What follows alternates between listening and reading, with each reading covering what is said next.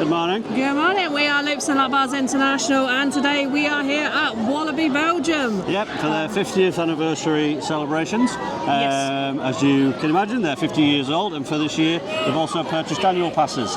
The reason for that is that I bought them in April when they had a sale on. I think they were €99, which, considering that the park entrance fee is €45 per day, at least it was when I looked to buy. We only need to buy a few things to actually make value from the passes. Plus, it gives us access to Plopsaland a bit cheaper a bit later on in the week as well, and hopefully Aqualibi too.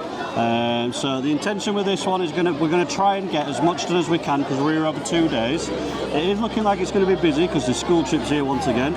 We've cocked this one up with the school trips, but anyway, we'll do the best that we can.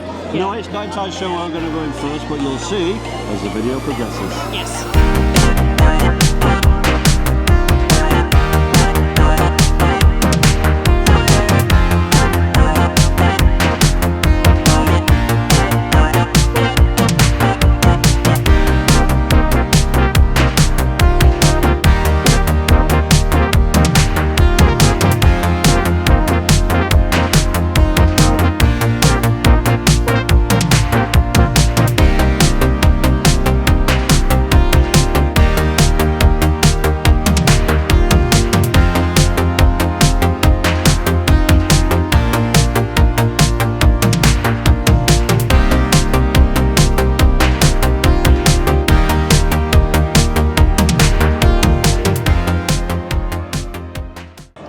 Vampire is an SLC.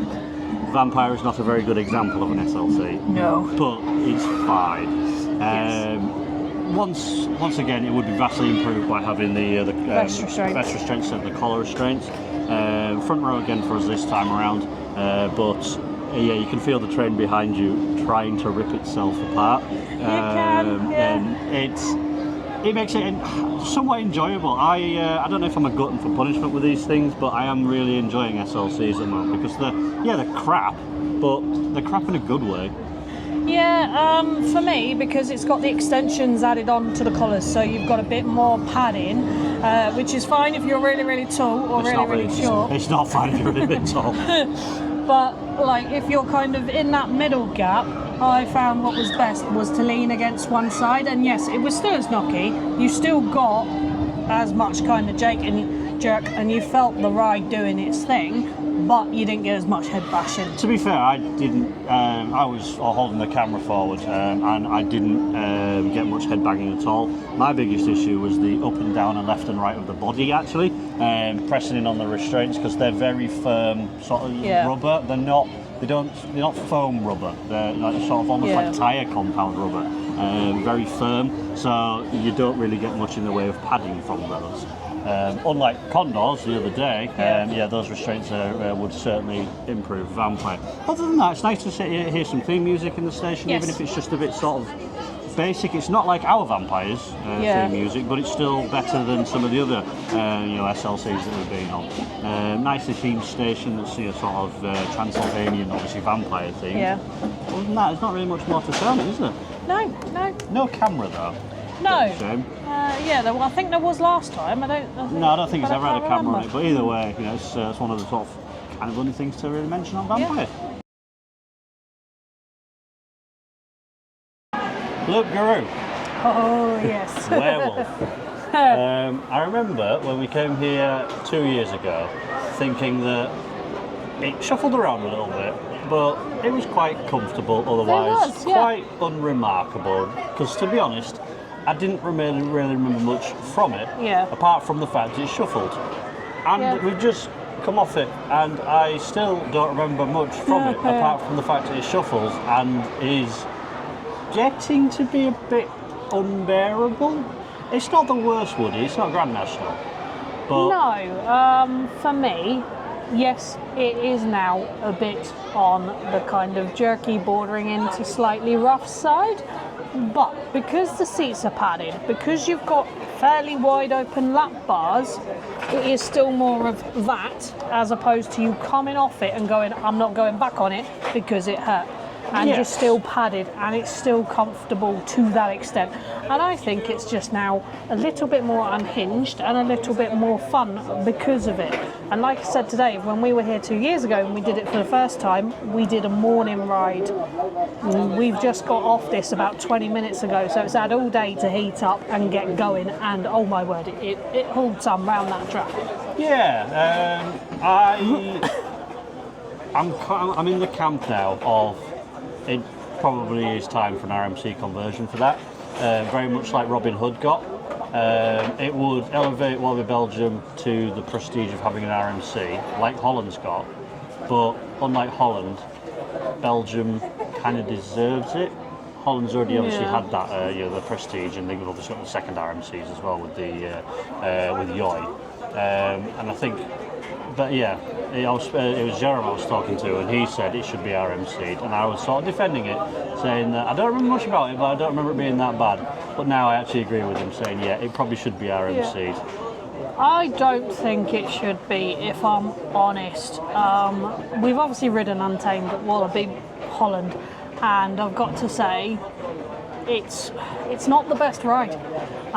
It's because of the ejector, that's the problem, right? And the restraints. I do not want that, having essentially Untamed restraints, because it would be a hideous coaster. It entirely depends, because the very first, the first half of Untamed with the restraints is fine. The extreme ejector is what causes the problems with those restraints. So if they did that one as more of a floater airtime, or an inversion heavy machine or something like that, then that wouldn't be so bad. But anyway, there's no point going ins and outs of it. The ride that we've got there is fine. It's just it will knock you for 6. It's probably behind. Let's think. Grand National's obviously the worst in terms of like the roughness, and then you've got Big Dipper. It's not as bad as those two. I would probably say it's on a par with Tonnerre to Zeus at Parc Asterix. Yeah. For that kind of sort of ride comfort. It's like I said, it's not the worst, but it's far from the best. Yeah. So that's really Loup-Garou. Very comfortable seats, not quite so comfortable ride. So that's Loup-Garou.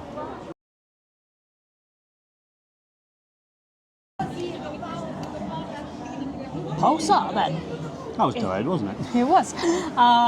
So yes, Pulsar is the park's Mack Rides Power Splash, and it's a lovely little ride. For the uninitiated, I will admit it does look a bit daunting the first time you kind of see it and you see what it does. But once you're on, it's really, really not that bad. Yeah, the restraints are a bit pinny because it's Pulsar is essentially like a giant W with a very, very minor hill in the middle. And as you go over the hill, partway through the ride, it does lift you up out your seat. Yeah. It causes my belly to lift above the restraint. See, whereas I ended up backwards in my seat over that. But anyway, it's not really much of a complaint, because there really isn't much to complain about with Pulsar. It doesn't really mess around. It's got a cool turntable that gets you from the ride platform onto the actual ride itself. LSM backwards over the hill, slightly up the hill, then forwards up the hill further, and then backwards once again to the highest point of the ride, and then into a massive splash.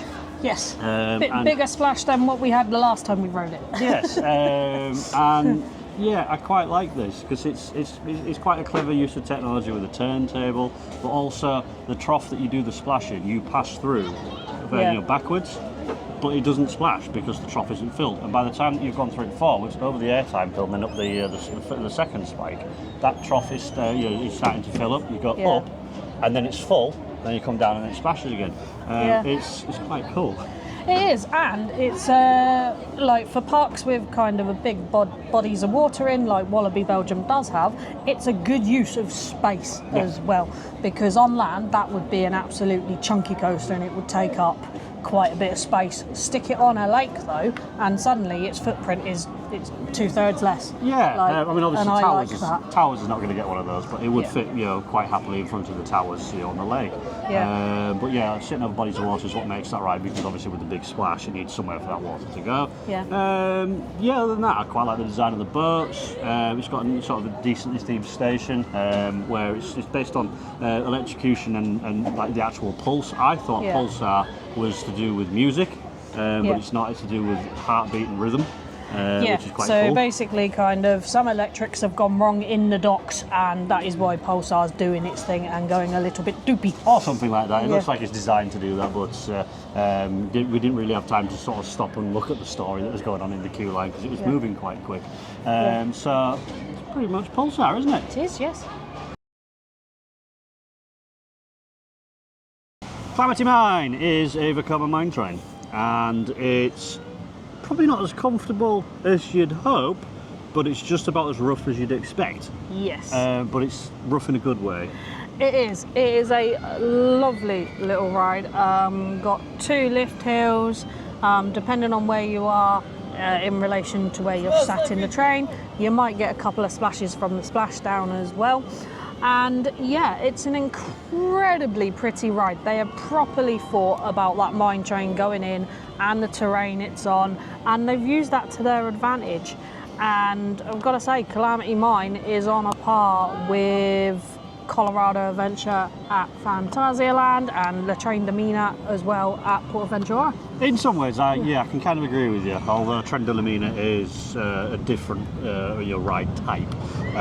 Comparing it to Colorado Adventure is probably giving it a bit more credit than it realistically deserves. Colorado Adventure is insane, but Calamity Mine is a bit more tame compared to Colorado Adventure.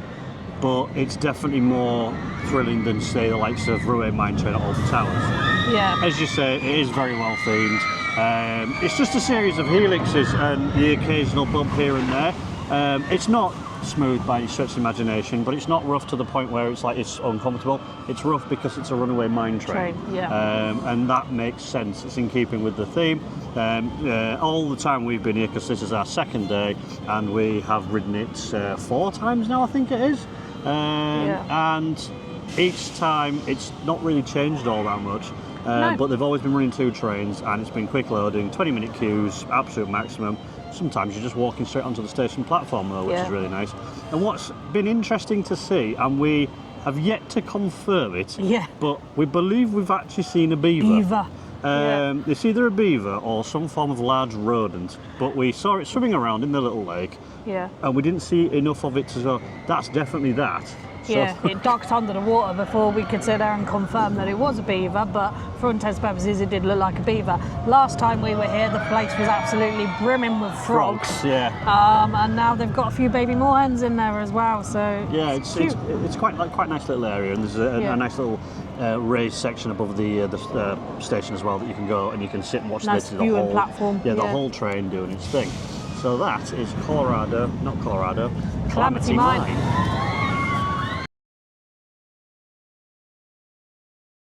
Big beastie now.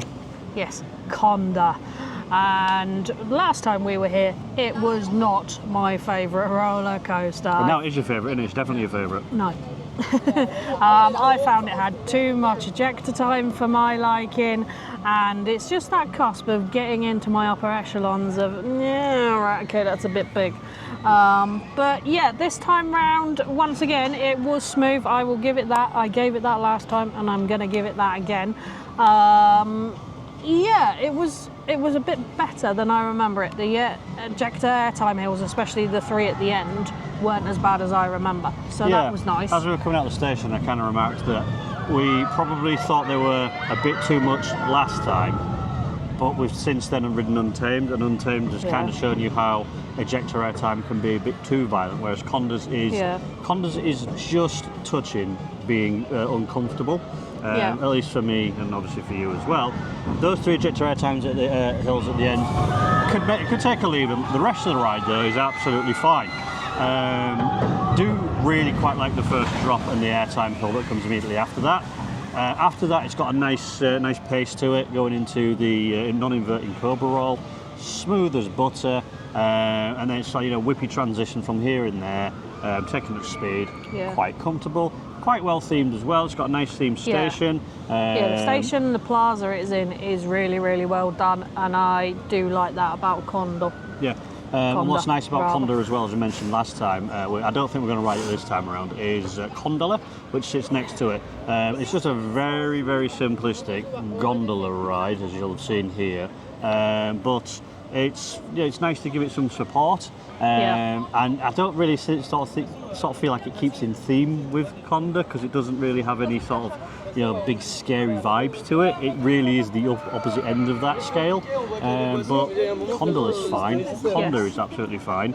I like Condola. One, because it obviously gives the big rider support. But if you've got littlies that are not tall enough to go on Conda, they've got something to do. There's also a little lake that's got fish in with a bridge over it that you can walk across as well and see all the fish, which I think is nice. Yeah, they've put some thought into, we can put a big roller coaster and everyone's going to ride that. What about everybody else who's either done it or is waiting in the area? There's things for you to do. The other thing is it could probably do with a little bit more shade, because it is very open. But the queue line for Conda is covered. So if it's raining or it's far too hot, you don't have too many problems with that. Other than that, I don't really think there's much more to add on Conda. It's a perfectly fine ride. Since riding it the last time, I kind of not fell out with it, because that's not really the right term. But other rides impressed me a lot more than what Conda did, so Conda fell by the wayside. But I think it's going to move up the tiers. I don't know exactly how far up I'd put it, but Conda is fine. So Challenger Tutankhamun. It's an interesting dark ride, is this one, because it controls the same as Laser Raiders does at Legoland, but it's got the theme of almost like Toon Blaster, and yet it marries them together very well. I don't know whether I prefer Toon Blaster still, because Challenger Tutankhamun's got so much going for it. One of the things that we didn't notice the first time that we came around was there's live fire effects in there. I don't know if they weren't working last time we were in there. I don't think they were, which is why we didn't notice them. Comfortable cars, like you can easily get 6 people in a car, and the cars are batched in 2, and it's completely and utterly trackless, and there's 3 different endings as well. And it entirely depends on your score. Which we think, we're looking at it, is a combined car score as to what ending you get. And all the times we've done it today and yesterday, we've had the treasure ending. So you get 3 endings. There's a good ending, a bad ending, and a neutral ending. So the bad ending is if you don't score well enough and you don't see the treasure and you will just leave the ride. The good ending appears to be that you will take on Tutankhamun himself. And then once you beat him, you will then go into the treasure room. I believe it's the neutral ending is the one where you'll take on Tutankhamun, but you will not go through the treasure room. So Tutankhamun will be taunting you and whatnot. He's got things on his chest, but then you will leave backwards instead of going to the thing. But anyway, really good fun ride is that. It's not the easiest to rack score up, I find, and the targets are quite specific. It's not like get round it, you have to shoot it dead on. As it is with Laser Raiders, but it's the same people that made Laser Raiders, as you'll have seen by now. So you need a degree of accuracy to it. But what I like with Tutankhamun is some of the targets, once you hit them once, they go from green to yellow and to red, and if you hit them in succession, you then rack up the points. You get more score which is for that. what I did on my last go today, and I've taken the title for highest on this trip. It's not just highest in general, because we use Log Ride. That tracks what attractions you've been on, and it also tracks your scores on rides. My highest score today was beaten by Tracy, so she currently has the record out of the two of us for Tutankhamun. So that is Challenger Tutankhamun. Tiki-Waka then is the park's, or one of the park's, Gerstlauer bobsled coasters. One of the park's Gerstlauers. It's the only bobsled. It's one of the park's Gerstlauers, the only bobsled. And it's a bit of an insane one, to be fair. For kind of layouts that don't follow format, it's one of the better ones out there. Yeah, because as we mentioned in the previous video, obviously if you come here you see it yourself, it spends a lot of time over paths, and there's no netting. So it's completely unrestricted access to, not in a dangerous way, but the ride is very open and very free flowing because of that. And I do like that. You take your bags on, which is a bit weird, but it doesn't seem to cause any issues, and it means that loading and unloading is a lot quicker. Yeah. The seats in the front, though, of the cars are really, really quite low. So bear that in mind if you've got bad knees or you struggle getting up and down. Yeah, it is quite difficult to get in and out of. But if you've done Jacinto Sau at Trips Drill or Fan Housing's Factory at Movie Park Germany, Cobra, obviously at Portland's Park, these are all the same type of rides. Whereas I believe this one is a custom layout, whereas Cobra is an off-the-shelf model. But anyway, it's fun, and that's the important thing. It's now got a really nice interaction with Megalodon, because there's a point where the tracks almost touch. Obviously they don't, because that'd be dangerous, but they come so close, and I don't know if you'll see it here. You will if I did, you won't if I didn't, but when we were on Megalodon, we got really close to Tiki-Waka, but I don't know if the camera saw it. I could see it, because we were so close to each other. But anyway, really sort of cool feature is that. It's themed around sort of tiki racing, isn't it? Tiki racing and kind of a Hawaiian vibe to fit in with the bit more with sort of challenge of Tutankhamun, which is up that way, and the Conda stuff, and it all kind of fits really, really well. Yeah, the exotic world, isn't it? Yeah. And it's really well done, and I will admit the seats are they are fairly roomy, they are comfortable, you're not stapled in. What you will find though is on a couple of the turns and a couple of the sort of slight sharp dives that you will go like that. Oh, like that. Yeah, and if you're from in our experience, if you're wanting a photo, take the front seat. The back seats are, because of where the camera is, your faces will obscure the people behind you.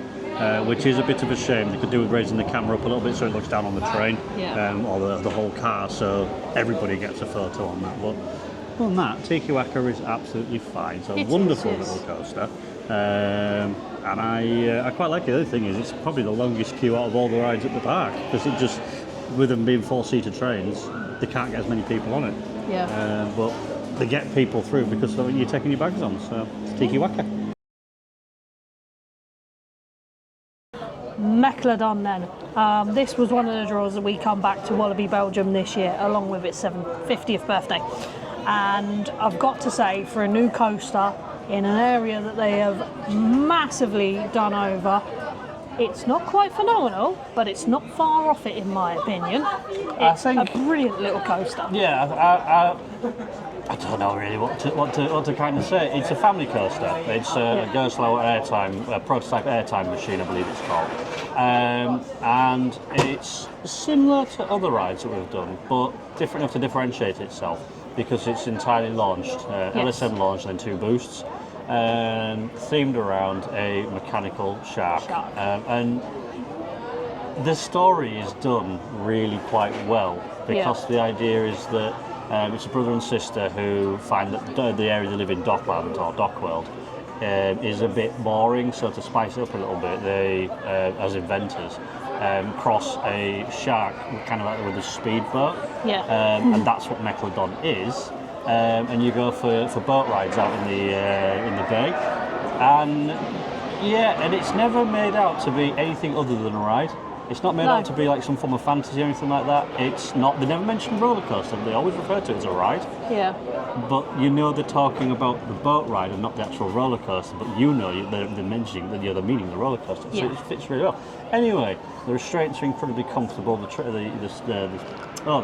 are very comfortable, very spacious. Take your bags on again, which is weird. But it does speed up loading. It does, so bags are on, but there's enough room to put them underneath the back of your legs. It's normal lap bar restraints, and they're dead comfy. They literally only had to push mine in very slightly further just to get it past the mark. And even then, I wasn't stapled in, which was really pleasant. And even though it is launched, and spoilers, you go over really a spoiler, but you go over a airtime hill as kind of the first element of the roller coaster. It's not actually at the front anyway. It's not that bad for airtime. I wasn't coming out on my seat because I saw that hill and gone, oh, that's an airtime hill, not my favourite element. And I stayed in my seat pretty much all the way around on the airtime elements, which I really, really liked. But there's enough going on because it's twisty, it's turny, and you do feel genuinely like you are in a shark doing stuff like that. Actually, now that I'm thinking about it. And it darts here, it darts there, it's really, really well done. It's got launched into an airtime hill. It twists and turns, and there's a second launch that's probably not as punchy as what it could be. It's Icon. but it's better. I would ride that more over Icon because although Icon launches quicker and reaches higher heights and is probably faster, that's got something about it. Icon Icon exists basically to get people into the park. That doesn't. That feels like it's twisting and turning because you're in a you're essentially riding a powerboat. I mean, there's a sequence after the first hill where it darts left and right and left and right, and it really does feel like a shark that is like either accelerating or hunting or something like that. And it's such a good point to have to get photos and videos of the ride of. It rides so well. And it lends itself nicely to the dockyard area that they've put in. It's very pretty. It is. It's nice to see that they've incorporated the dockyard world. They've put at least one new ride in there with the little boat ride that is Stormy. If it was new, because it could very well have been a reused ride, but anyway. Yeah, but the existing log flume that was already there and what was Psyche Underground, they've left there and they've themed them up and brought them into that area, and they've made it work, and it does look now a really, really good area. And as I said on previous bit of video, you squint hard enough if you've been to Universal Studios in Florida when they had the Jaws stuff, you can sit there and go, yeah, they've taken inspiration from this, which is nice. I like that. It's kind of like the Jaws theme meets Amity from Thorpe Park. They've kind of meshed it and they've done it really, really well and put their own spin on it. Megalodon. It impressed me more than I was expecting to, and I was already expecting high things because it's a launched Gerstlauer family coaster, and Gerstlauer are the kings of family coasters at the moment. So I was expecting a lot from it, and it did not disappoint. No, it didn't. Which is nice to see. I think that's going to wrap up Megalodon. So Turbine then. Well, it's no Psyche Underground, that's for starters. Yeah, it's the same ride though. It's just got a different name, and the sort of daft launch sequence they used to have is not quite as insane. It seems like the station gets all the effort, and because the train leaves the station onto a launch section, if you will. The station gets all the action, and the train gets nothing. It's still a really good ride, and I like the fact that they have taken Psyche Underground and essentially rethemed it into the Dock World area, and it fits really, really well, and I like that. Given it its old name back, because it used to be called Turbine back in the well, I think it was his second name was Turbine, then it became Psyche Underground, and now it's once again Turbine again. The ride experience is a launch into a loop, up a hill, back into a loop, back through the station, and then partially the way up the return spike, and then into the station. I believe it lasts 30 seconds.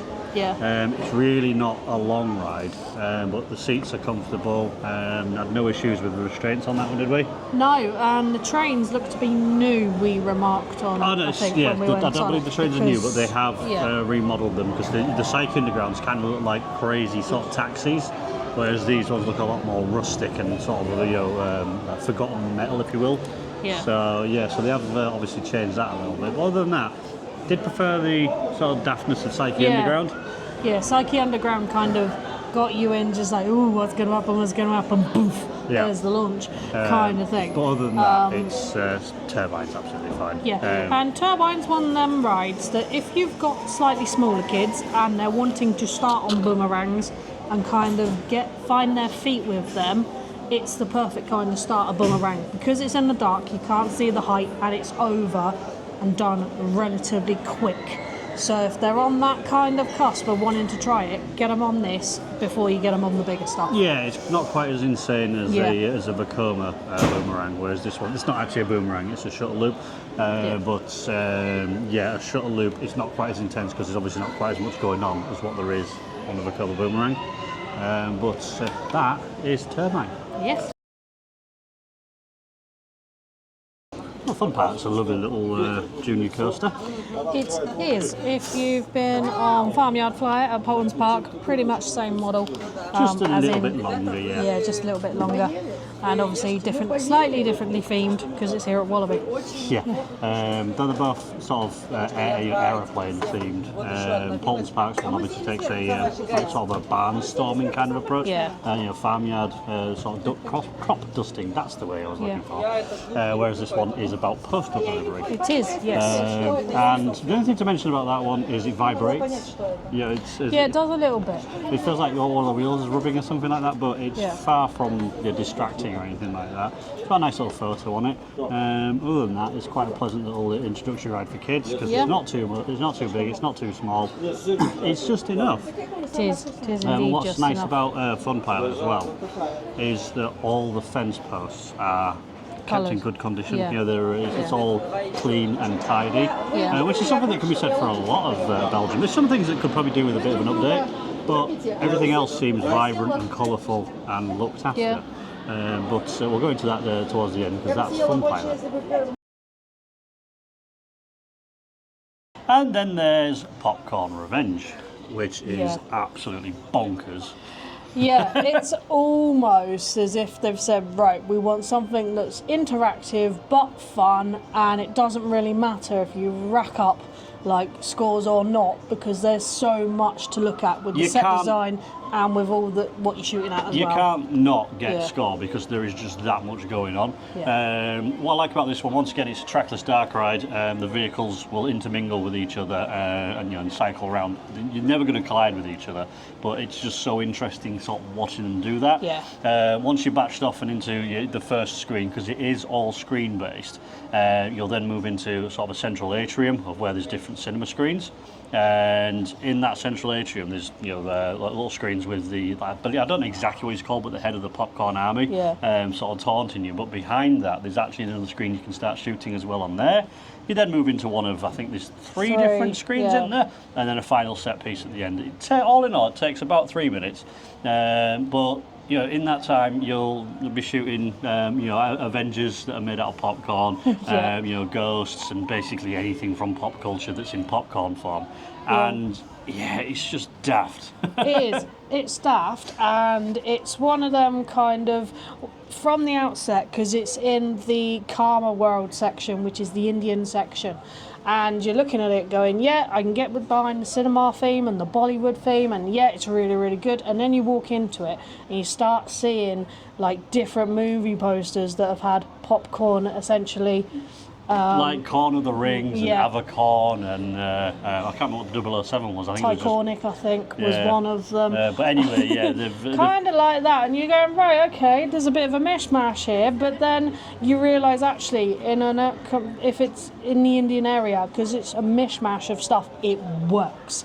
A bit like India itself does, in that it's not a lot of mishmash of stuff, but it works. And sort of you're going through and you get in the cars, and initially it's on screen, and it's very sort of 1920s, 1940s sort of English style design screen telling you what you're doing. Either English or American. They've got that sort of early cinema sort of vibe to it. But it's with modern technology, because the idea is that you're dispensing flavours, like to take out the corn. It's utterly bonkers. It's a ridiculous idea that works so well. Yeah, and it's so fun. Still prefer Challenge of Tutankhamun out of the two, I think. Just because that one is a bit more serious and there's some really cool stuff in that. But popcorn is not to be taken lightly, because it is just such a good time as that. It is, yes. That's Popcorn Revenge. So Cobra is the park's boomerang. It's located at the front of the park, just on your left as you come in. Standard boomerang layout with a Cobra roll and a loop, and then back round into the station.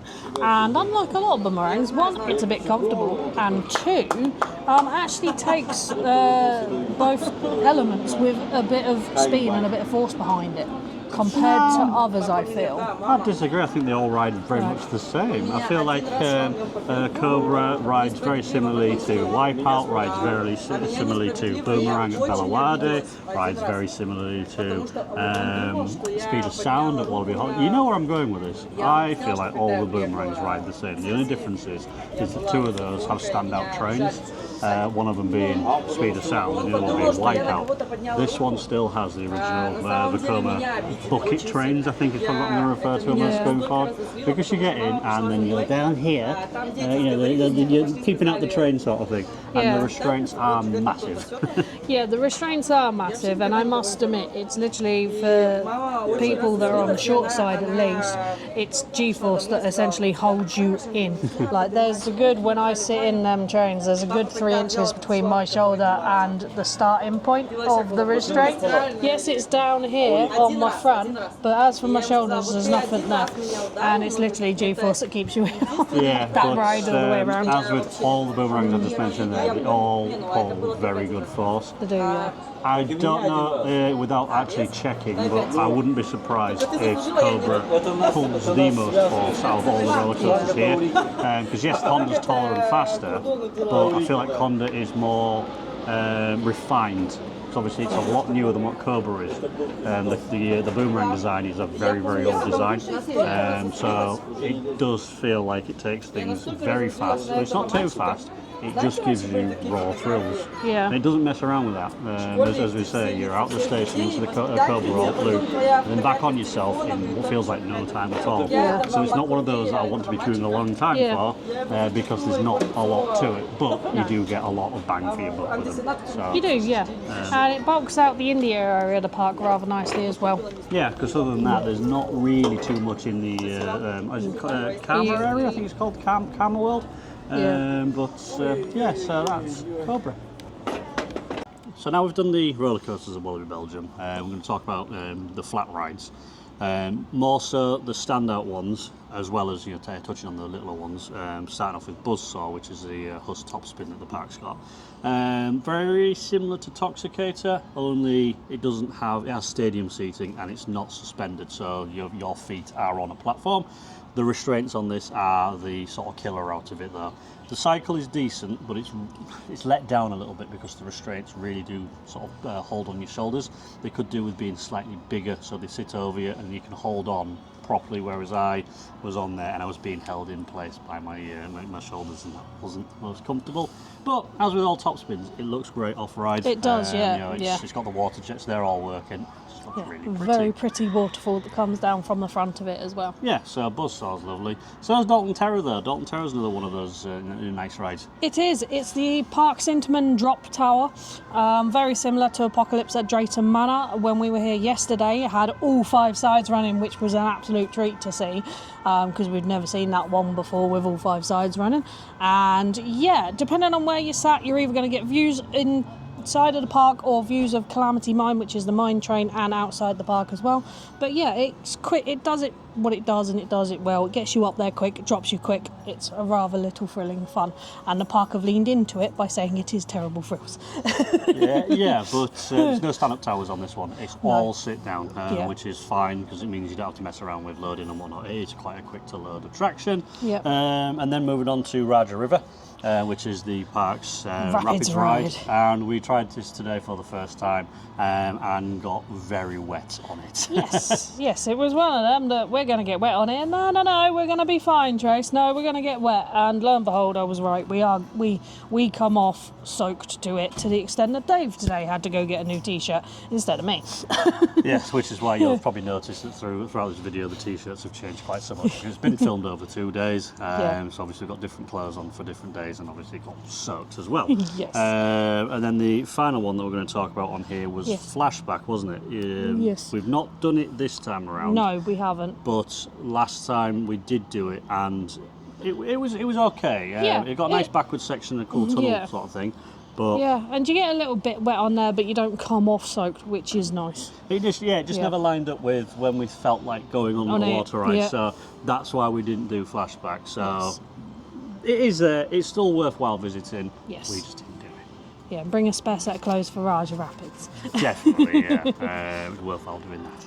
final flat rides that we're going to talk about are the more family-friendly ones. Yes. And I've got the list here of ones that we've done, which include 4x4 Adventure. Which we found for the first time today because it's right up in the back of where Fun Pilot is in Fun World, and we didn't realise it was up there till we got up there today. I'm like, oh, there's a ride here, let's go on it. Yeah, nothing really much to write home about. It was a decent enough time though, good for kids. Yes. Nothing really to sort of look at.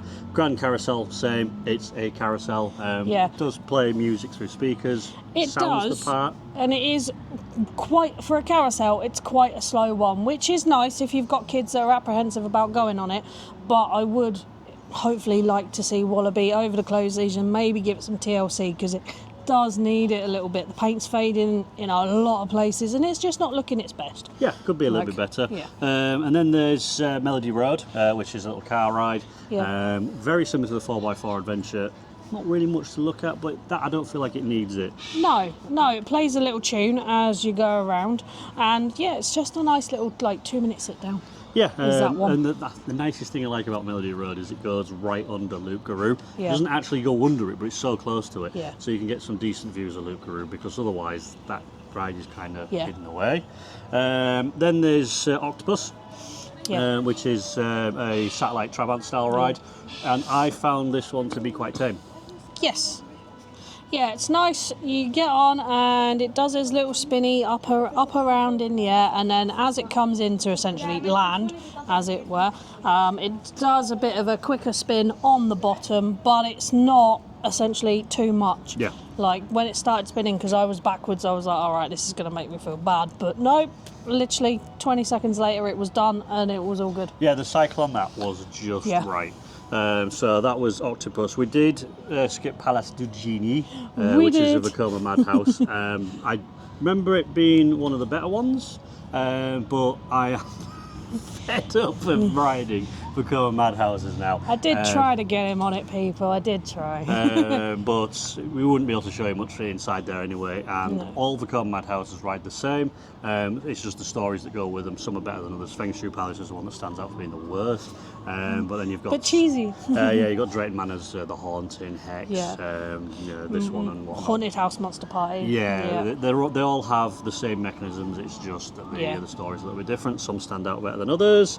There's ponies that we couldn't go on. Because we are adults and not children, unfortunately, which I was kicking myself because I wanted to go on the ponies today. Yeah, there's quite a good selection of little kids rides. I can't really tell you, looking at the list, which ones exactly they are. You got things like Kids Airline, Guitar Riff, Fun Recorder, Graffiti Shuttle. Yeah. They're all in different parts of the park, but they're all designed for little kids. Little kids, yeah. Which is nice because you've got the big rides in a lot of the big areas, and then you've got sort of smaller little rides intermingled with them for obviously to cater for the families, for the littlies that can't go on the big rides yet.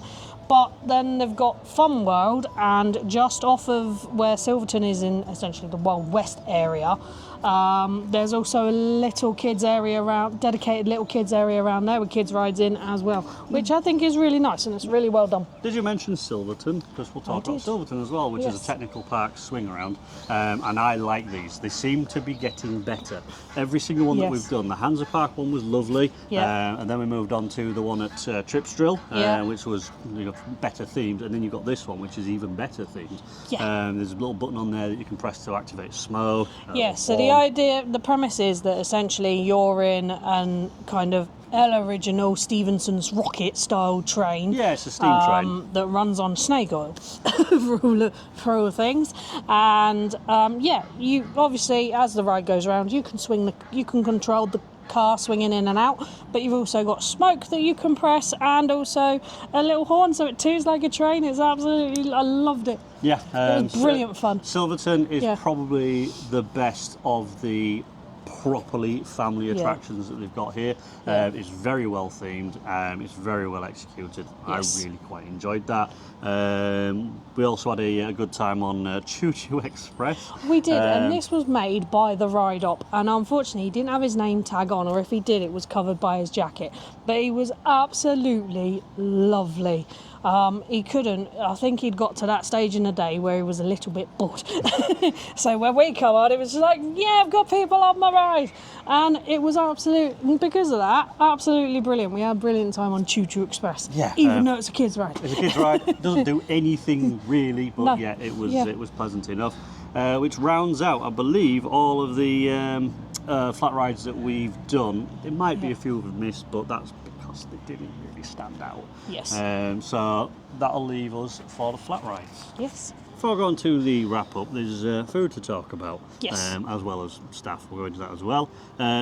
Food is quite plentiful. There's quite a lot of different places to eat. You've got your staples such as burgers and chicken and things like that, but you've also got paninis. There's quite a few of the places that sell those, and those are in the grab and go sort of kiosks, not just the restaurants. Paninis, nachos, pizza, pasta. We've sampled quite a bit of it this time round. Not as much as I'd have liked, but yeah.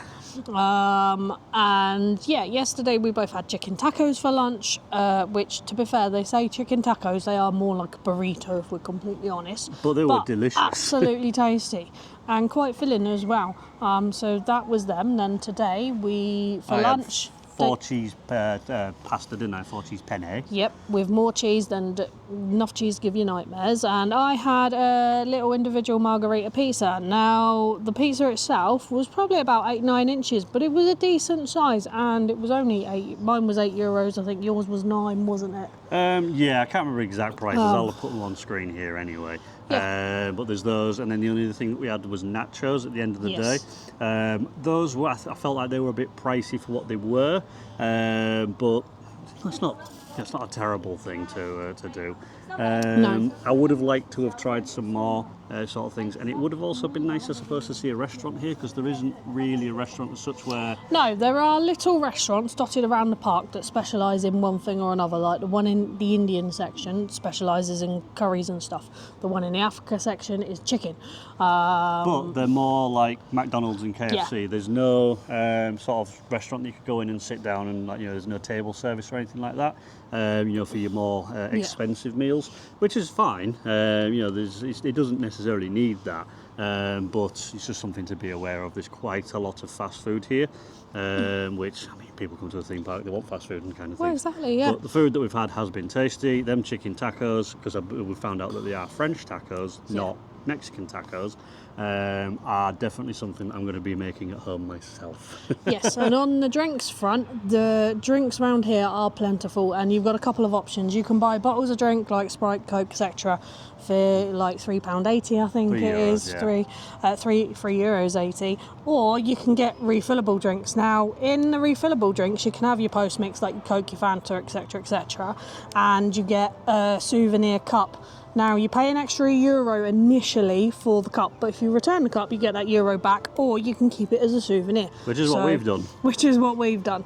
So you can get them around the park. You can also get Slushy Jacks, which is standard slush puppies. They also do Fanta Frozen as well. Fanta Frozen, though, does seem to be a bit of a premium, and you are looking at about €8 a cup for that, whereas the slushies are about £6. Yeah, so... do bear that one in mind, that the slush can be a bit pricey, but there's lots of ice creams available and things like that. The slushy jacks were a bit cheaper. I've got really nothing to complain about with the food and drink side of things. No. The only thing that would improve it is having Coke Freestyle, but the refillable cups that they've got like these, if you could pay essentially to just have a refill in that would be better, rather than essentially paying for a reusable cup and then just paying the same price for the refill but having to pay for the cup separately, if that makes sense. I'd kind of prefer that. Holland does that, maybe Belgium's going to do the same, but kind of don't want Belgium and Holland to mix too much. No, exactly. We'll go into that in the wrap up at the end. Other than that, not really much more to say on the food and drink. Staff have all been as wonderful as you could possibly be. The very first time round that we came, because I watched the vlog last night, apparently we had a language barrier, but this time no such problems whatsoever. No, it's all been really, really good, and staff, like English is a second language for the vast majority of them, but the instant you start talking English, they switch over. There's only literally been a couple of times where it's been a case of, hang on, what is that in English? And we've had to sit there and go, oh, that's 15 in like change or whatever. Yeah, the thing is, like, you know, when it's numbers that they seem to have trouble with, and I really don't mind if they don't tell me how much the thing is. I can see it on the till anyway. So that's not the end of the world. Ride ups have all been wonderful. We've, you know, a lot of the times we've asked for front rows, and they're more than happy for you to let you wait for the next train to come in for you to then get on a front row. And I would imagine it'd be the same if you want. Can we have row 6? Can we have the back row? If you want to do that, they will do that. Not entirely sure if it will be the same on a Saturday or Sunday, if it's busier than it is today. But these last 2 days, you know, queues have been no more than 35 minutes for Tiki-Waka and moving down. Exactly, I think kind of Vampire, Loup-Garou this morning were topping out at 40-45 minutes, but that's literally because they are the first 2 big rides as you get into the park. I think literally about an hour and a half or so after park opened, they both dropped to about 30 minutes apiece. So queues haven't been too bad. Staff have been wonderful, and they're more than happy with chest mount, as it does say in their terms and conditions. I have seen people walking around with hand mounts, so I don't know if they're happy with that, but you're welcome to make your own decision upon that one. Chest mount's absolutely fine. Hand mounts, you might need to ask them for that, but other than that, that's kind of it. So I'll move on to the wrap up now.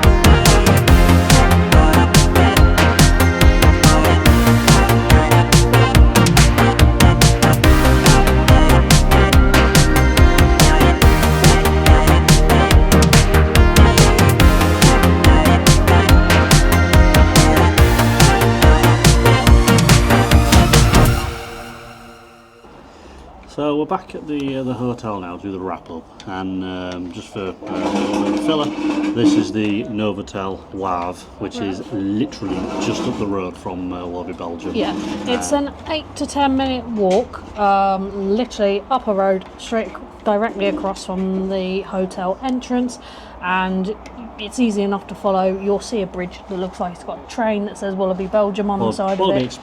Walibi Express. And you go across that bridge and you're into the park. And getting across that bridge, it's a bit sketchy, that bridge. That's probably one of our do not likes, is that bridge probably needs some of its planks looking at. But it's still safe enough to cross. Of course, otherwise they'd close off. Anyway, so on to the likes and dislikes for Walibi Belgium. What we disliked is very little. Simple as that. We didn't dislike much. The only thing that I could honestly say could be improved is maybe a little bit more merchandise, pin badges. But other than that, there's plenty of t-shirts and things like that, caps, cups, etc. to buy. And on-site accommodation. I think it's desperately crying out for on-site accommodation myself. I mean, say it would be really, really nice if it had on-site accommodation, because then you could literally finish the day in the park, potentially then go spend a few hours in Walibi. And then roll into a nice comfy bed that's kind of Walibi themed. And because this is Belgium and not Holland, they could actually theme the rooms like Towers does. So you could have an exotic world room. You could have a calmer world room. Fun world room for the kids. And they could even do like Fort Parker's does, Thorpe Park does, and have individual rooms. So you could have a Megalodon room if you wanted one, or a Loup-Garou themed one, or a vampire themed one. Do you know what? Yeah, now you mention that actually, Thorpe Track cabins here would be absolutely, not here, but Belgium would be absolutely fine, because I don't think it doesn't need like Drayton Manor's Hotel. It doesn't need Efteling's Wonder Hotel. No, but it'd be nice if they had that. Of course, yeah. But I don't think it needs to put a premium price tag on a premium hotel. Just sell something that's fit for purpose. Maybe include a breakfast buffet or something like that. Early access to the park, or fast tracks, something like that included. And that would make it all perfect. On-site chalets, they'd be wonderful in this weather as well. Yeah, but making self-catering. Exactly that, and that is pretty much the dislikes. And it's things that the park doesn't have that we dislike. Exactly, so on to the things that we did like. Staff. Staff have all been exemplary. They've all been helpful. They've all understood for the most part things that we've needed. We've understood them as well when they needed us to do anything. When it comes to recording on the rides, because as you've probably seen by now, I've recorded on the rides, you don't need to ask permission or anything like that. You just rock up the GoPro on your chest. I have seen people walking around with hand mounts. Now I don't know if that's allowed or whether they were just using that for carrying the camera around a bit easier. But if we've needed a front row or something like that, they've all been happy to cater for our needs. Which is absolutely wonderful. Staff have been wonderful. Ride up time. Ride times generally across the park the last 2 days, and yesterday we think was slightly busier than today, have been absolutely kind of stellar. This morning I did notice Vampire Loup-Garou were touching 40-45 minutes, but that is because they are two of the big attractions the instant you get in the park. But after sort of an hour and a half of opening, they both dropped to sort of 30 minutes. By mid-afternoon they were both down to kind of 25 minutes apiece. And most of the rides today, most of the smaller ones on the other side, sort of where the dock area is, with the exception of Megalodon, have all been at 5-10 minutes. And a lot of the rides, even though they've said Transit Carmen, so it said 15 minutes, we were straight on. So they may be not updating the times as much as they should be, but we haven't queued excessively for any attractions. No. Tiki-Waka has been the longest, but even then you kind of get to the point where you're boarding the train, you go, I think I've queued long enough now, and you're on. So it's absolutely fine as that. Yesterday we did a couple of longer queues, but even then longer queues, I think we queued 25 minutes for Loup-Garou, 20 minutes for, as Dave said, for Tiki-Waka. That was about our two longest queues yesterday. Raja River today was a bit longer. But Raja River took us about 20-25 minutes to get through, which was its posted time. I'll tell you something actually, I'm just interject in terms of negatives, because you mentioned that some of the queues probably could do with either fans or a bit of an air conditioning in there. Fans, air conditioning, maybe some more shelter, or some mists over the top like Bobajaan Land do, because they have mist in a couple of their queue lines, and in this weather it's a godsend. That Raja River queue was a bit stifling because there's lots of people on top of each other.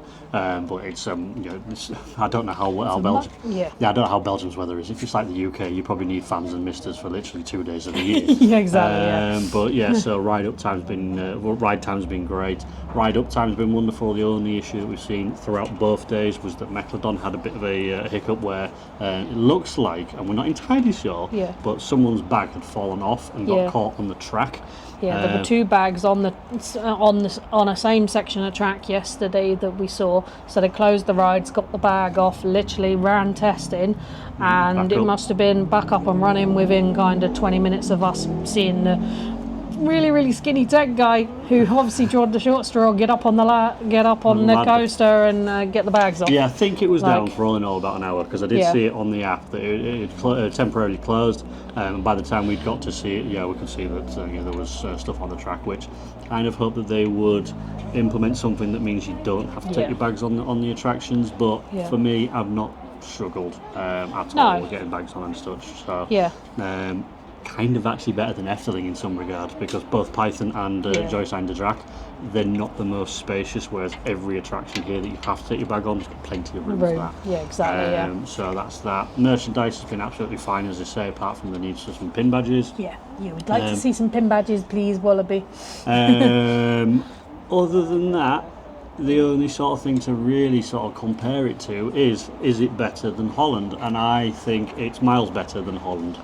Yes. And that's not to say that Walibi Holland is a bad park. It just shows how good Belgium is. Yeah, so the best way I think to look at it is Walibi Belgium is the place where you want to bring all your family, grandma and grandpa included, because there's billions of benches around and they can sit down every 20 foot. And that, because even though you've got the big thrill rides here for the thrill seekers and family, you've got enough for the littlies and the ones in between, that the littlies and the biggies, to go and do stuff. Yeah, so with the big it's stuff, really nice. with the big stuff, you've got Condor, you've got Vampire, you've got Pulsar, and Cobra. Then you've got Loup-Garou, which is in the middle, along with Megalodon, and the Octopus Trabant ride, etc., etc., all the way down to the little attractions that we spoke about earlier. There is a excellent mix of attractions for everybody. Yeah, Holland's got the prestige. Look at us, we've got Untamed, we've got RMCs. Loup-Garou could very easily be converted into an RMC, and then Holland doesn't have that edge anymore. Holland has the trendy, I think. Holland is kind of more trendy, more for your teenage sort of people and your hardcore thrill seekers that literally just want to cane ride after ride after ride after ride after ride. Holland is your place to go for that. Oh, Holland, yeah, sorry. Holland is the place to go for that, which sort of on a UK equivalent, Fort Park, in my opinion, would be its UK equivalent. Belgium is more family friendly, and like I say, there's everything here that you can genuinely bring all your family. And it's a bit more kind of sort of Drayton Manor, Chesington, Legoland-esque. Alton Towers. I'd say it's kind of more Belgium. I'd say it's more like Alton Towers in that you've got really top thrill attractions, but you've also got a good mix for kids as well. And what's nice compared Belgium to Holland is that Holland is all sort of modern music and trendy, if you will. Belgium actually has themes. Yes, a lot of Belgium's rides do have its own theme music, and some of them aren't the greatest theme music, but it has its own theme music, and it gives it that sense of identity. Whereas I feel Holland doesn't have that as much, and it is like, right, we're going to be right here in the right now, which is really, really good. Holland's a party park. That's what it feels. I think that's probably the best way to put it. You go there to party. Whereas Belgium is more of a traditional theme park in that it's got themed areas. Although Holland has that, but they've got themed music for the areas and themed foods for the areas and such. Holland does have that. Belgium just does it better. Belgium's atmosphere is a little bit better as well, I feel. It is, But they're still both really good parks. Exactly, it's still one of them that if you're going to come and visit the parks, come and visit the parks, because they're absolutely phenomenal parks to do in their own right.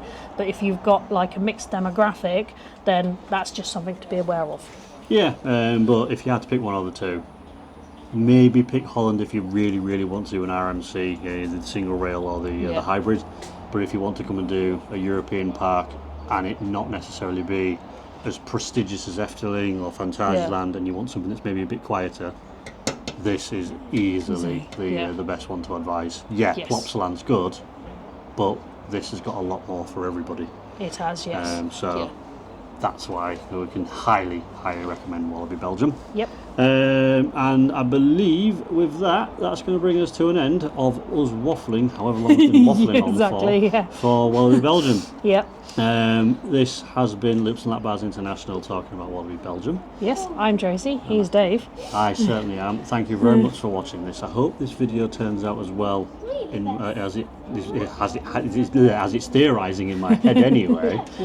Definitely with less stutters and anyway, thank you very much for watching. You take care. Bye bye.